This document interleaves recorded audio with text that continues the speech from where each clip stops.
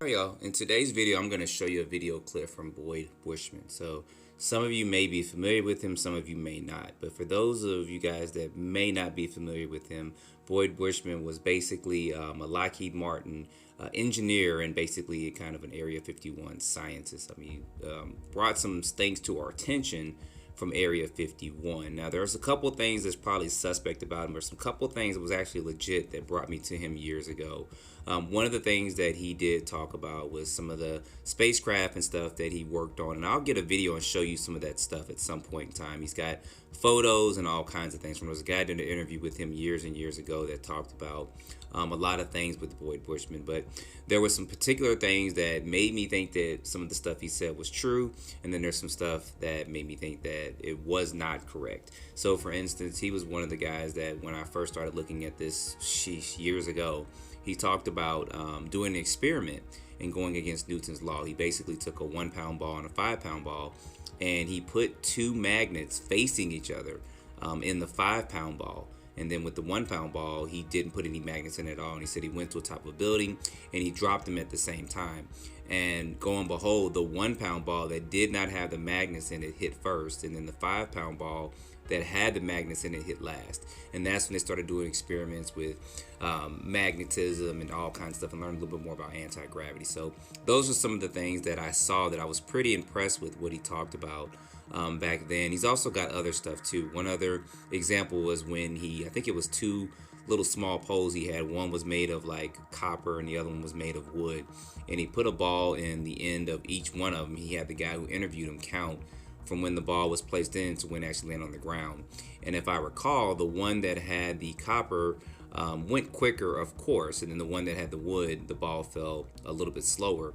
And he was asking the guy, why that happened. The guy was trying to give him all kinds of explanations, but that didn't really work out too well. And he said basically nature doesn't care what we define this as. And he talked about some of the physics and properties behind, things like that. So, but then there's also the stuff that makes it kind of suspect. For instance, he claims he saw an alien at Area 51, and he had photos of him, and we all were kind of drawn into them, like, whoa, this is an actual alien. I've always been curious of aliens not having any clothes on these pictures, but that's just been me.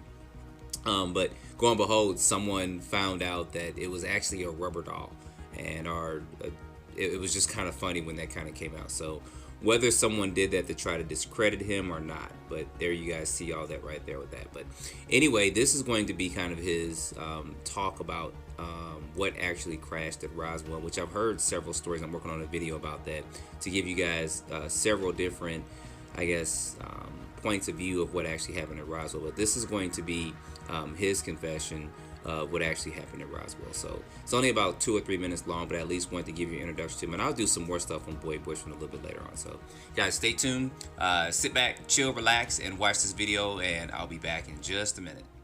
He simply said, well, you need to know what I did one day. And I said, okay. He said, I was in the process of doctoring a pilot who was a test pilot, a Navy test pilot for the United States government. And it was 1947. Said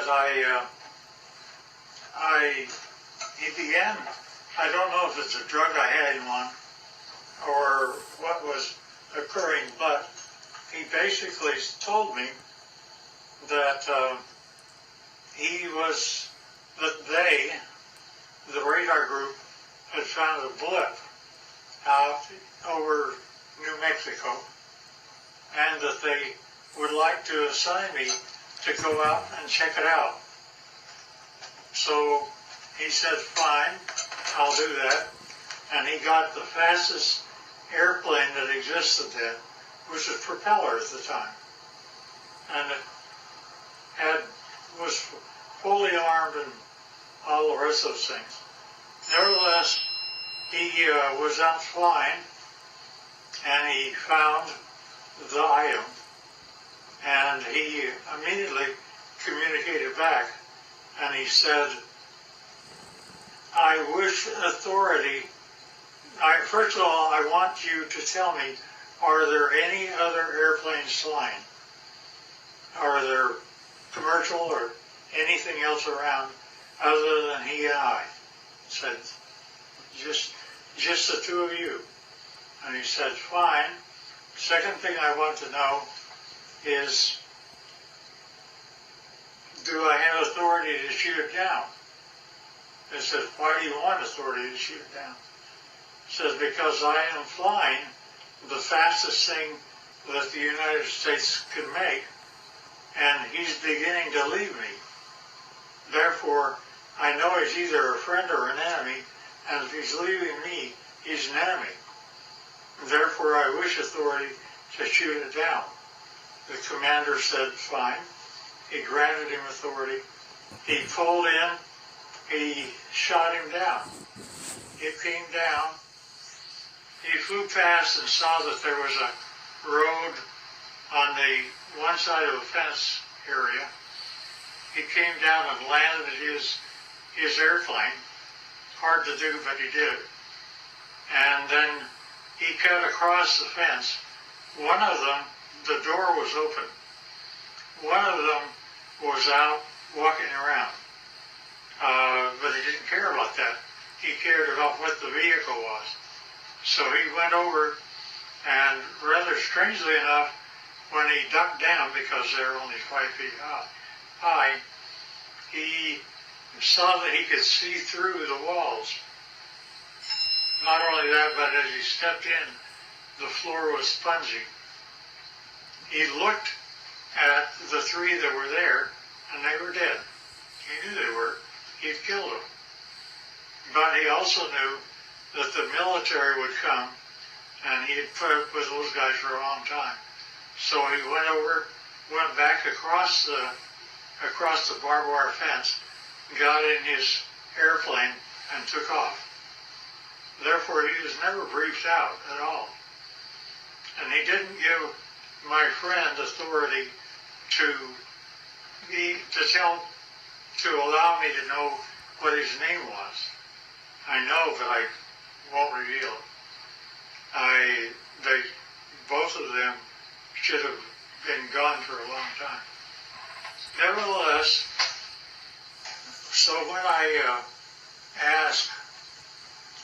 got up with my contacts in Area 51, I brought up that story, and they said, well, that's totally true, but we can't say it, you can. And that's how they've kept me all this time, is I can talk about it, but they can't. Alright, so there you guys go. I thought this was pretty interesting and want to share it with you guys. Put your comments down below what you think about this. I have a lot more coming about Boyd Bushman and then also Area 51, as well as some other people's theories on what actually happened there. And as always, don't forget to like, subscribe, share this with your friends, and stay tuned for the next video. I appreciate you guys watching.